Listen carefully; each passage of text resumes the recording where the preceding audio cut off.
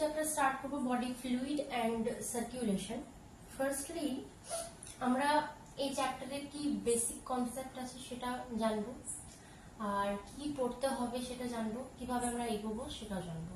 তো প্রথমে এই চ্যাপ্টারের ওভারঅল কি কি বলেছে বা কি কনসেপ্ট আছে বেসিক সেটা আমরা এখন জানবো। তো আমরা প্রথমে বডি ফ্লুইড এটা আগে জানবো, ঠিক আছে?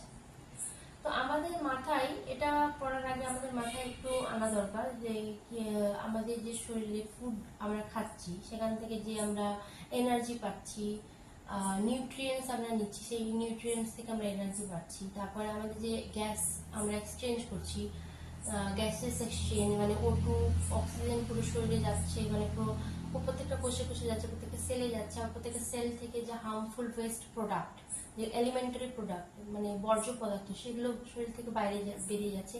এগুলো কিভাবে হচ্ছে আমাদের শরীরে, কিভাবে এগুলো হচ্ছে, মানে নিউট্রিয়েন্টসটা পুরো প্রত্যেকটা সেলে প্রত্যেকটা কোষে কিভাবে যাচ্ছে, কার মাধ্যমে যাচ্ছে, আবার অক্সিজেন পুরো কোষে কার মাধ্যমে যাচ্ছে, কার্বন ডাই অক্সাইড পুরো কোষ থেকে কার মাধ্যমে সেটা আমরা বার করছি, কে সেটা বহন করে আনছে এক জায়গা থেকে আরেক জায়গায়, কে ট্রান্সফার করছে, খাবার কে ট্রান্সফার করছে, তাই না? আবার ওয়েস্ট প্রোডাক্ট, এলিমেন্টারি প্রোডাক্ট, বর্জ্য পদার্থ যেগুলো আমাদের শরীরে, সেগুলো কে ট্রান্সফার করছে সেটা আমাদের জানতে হবে। সেটা হচ্ছে আমাদের শরীরের তরল পদার্থ, মানে আমাদের বডি ফ্লুইড। আমাদের বডি ফ্লুইড এই কাজগুলো করছে। প্রত্যেকটা অর্গানিজমে এটার মেথডটা আলাদা আলাদা হতে পারে, মানে বলতে চাইছি যে লোয়ার অর্গানিজম, হায়ার অর্গানিজম এর মধ্যে আলাদা আলাদা। লোয়ার অর্গানিজমের মধ্যে যেমন স্পঞ্জ, সিলেন্ট্রেট এগুলো পড়ছে, অ্যানিমেল কিংডমে পড়াবো। সেগুলো কিসের মাধ্যমে করে? ওগুলো বডি ক্যাভিটির মাধ্যমে ওরা করে। আমাদের হায়ার অর্গানিজম যেমন হিউম্যান, আরো হায়ার অর্গানিজম যেগুলো আছে, হিউম্যান বলো তার মধ্যে, তো তাদের বডি ফ্লুইড কি, তারা কার মাধ্যমে করে? তারা, আমরা যারা হিউম্যান বিইং আছি তারা হচ্ছে ব্লাড, বডি ফ্লুইডের মধ্যে হচ্ছে ব্লাড, আর আমরা একটা করবো লিম্ফ। ব্লাড আর লিম্ফ, আমরা এই দুটো বডি ফ্লুইডের মধ্যে। তাহলে আমাদের শরীরে যে নিউট্রিয়েন্টস এর ট্রান্সফার বলো বা গ্যাসেস এক্সচেঞ্জ মানে O2 আর CO2, আমাদের প্রত্যেকটা কোষে কোষে কিভাবে অক্সিজেনের ট্রান্সফার হচ্ছে, বা প্রত্যেকটা কোষ থেকে বা সেল থেকে কিভাবে আমাদের কার্বন ডাই অক্সাইড মানে O2 কিভাবে আমাদের শরীর থেকে বেরিয়ে যাচ্ছে, কার মাধ্যমে বেরোচ্ছে, এলিমেন্টারি প্রোডাক্ট বা ওয়েস্ট প্রোডাক্ট, বর্জ্য পদার্থ আমাদের শরীরে হার্মফুল যে প্রোডাক্টগুলো সেগুলো কিভাবে আমাদের শরীর থেকে বেরিয়ে যাচ্ছে, এগুলো কার মাধ্যমে হচ্ছে বোঝা গেল? আমাদের শরীরে তরল পদার্থ মানে বডি ফ্লুইড, যার মধ্যে আমরা কি করবো? ব্লাড আর লিম্ফ, ঠিক আছে? এবার আমরা আসি সার্কুলেশনের মধ্যে। সার্কুলেশন বলতে আমরা কি বুঝি? সার্কুলেশন মানে কি? সংবহন। সার্কুলেশন মানে সংবহন, মানে ট্রান্সফার, তাই তো? সার্কুলেশন মানে পুরো শরীরে কিভাবে এটা সার্কুলেট করছে, মানে আমরা বলতে পারি যে আমাদের যে বললাম যে বডি ফ্লুইড, ব্লাড বা লিম্ফ, সেটা কিভাবে আমাদের টিস্যুতে বা কোষে ট্রান্সফার হচ্ছে, কার মাধ্যমে যাচ্ছে, কি পাথওয়ের মাধ্যমে যাচ্ছে, তাই না? তাহলে আমরা সার্কুলেশনের মধ্যে একটা করবো পাথওয়ে আর একটা করবো পাম্প, বলে রাখি পাম্প মেশিন। আমাদের সার্কুলেশনের মধ্যে দুটো পার্ট থাকবে, একটা পাম্প মেশিন আর একটা পাথওয়ে।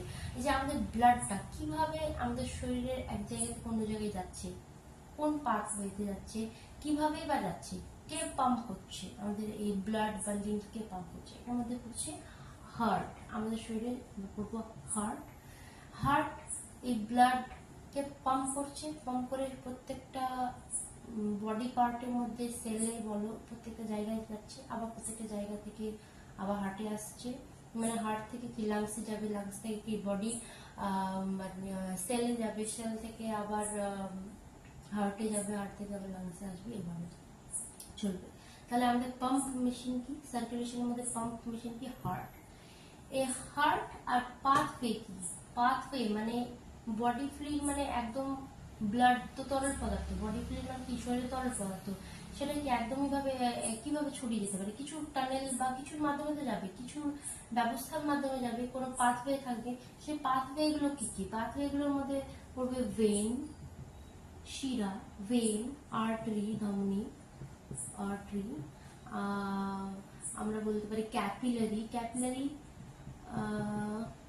যেটা lymph vessel, capillary, lymph vessel, ইডিসি এক্সেট্রা আর হতে পারে। এগুলো পাথওয়ে মানে কি কি পাথওয়ে কিসের মাধ্যমে যায়, একটা ভেন যদি ফ্লুইড এর মাধ্যমে যাবে তো পুরো শরীরে কিসের মাধ্যমে যাবে, পাথওয়েটা কি, vein, artery, capillary, lymph vessels, blood vessels, এগুলো সব লিম্ফ ভেসেলস এর মধ্যে ক্যাপিলারি হচ্ছে, ব্লাড ভেসেলস এর মধ্যে আর্টারি আছে, ভেন আছে, এগুলো। তাহলে এই হচ্ছে সার্কুলেশন। আর আমাদের বই লাস্টে পড়বো, এই চ্যাপ্টার লাস্টে পড়বো কি সার্কুলেশন বডি ফ্লুইড আর ডিজিজ সম্বন্ধে, heart related disease, blood related disease এই সম্বন্ধে কিছুটা পড়বো। আর এরপরে এতে পড়বো আমরা ব্লাড, তাই তো, ব্লাড পড়বো।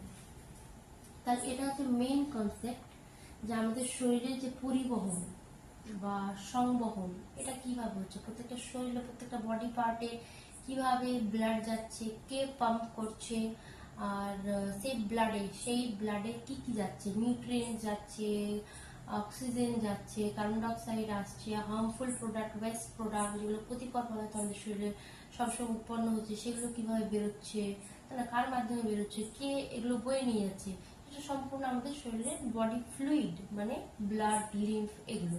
তাহলে এটা হচ্ছে বেসিক কনসেপ্ট।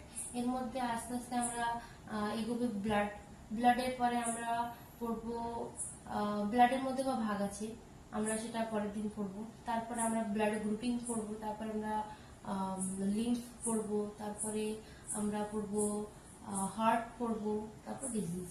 ঠিক আছে।